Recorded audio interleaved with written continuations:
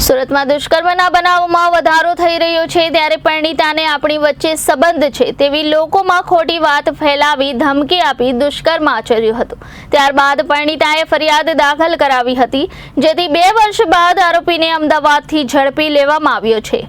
પૂર્ણા વિસ્તારમાં રહેતા અને ટેક્સટાઇલ માર્કેટમાં નોકરી કરતા મૂળ રાજસ્થાનના યુવાનની 26 વર્ષીય પત્ની નિશા નામ બદલ્યું છે સાથે રહેતો હતો। 2022માં મુંબઈમાં રહેતો કૌટુંબિક દિયર પ્રકાશસિંહ કનીસિંહ સિસોદિયા હતો, જે મુંબઈથી સુરત શહેર ખાતે અવારનવાર ઘરે આવતો જતો હતો।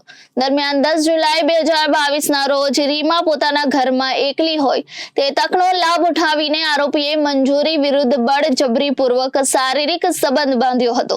કૌટુંબિક દિયરે તે સમયના અશ્લીલ ફોટાઓ પાડી કોઈને પણ જાણ કરશે તો ફોટાઓ વાયરલ કરી દેવાની ધમકી આપી હતી। આપણી વચ્ચે સંબંધ છે તેવી લોકોમાં ખોટી વાત ફેલાવવાની ધમકી પણ આપી હતી। પ્રકાશસિંહને અમદાવાદના નારોલના શાહવાડી ગામથી ઝડપી લીધો હતો।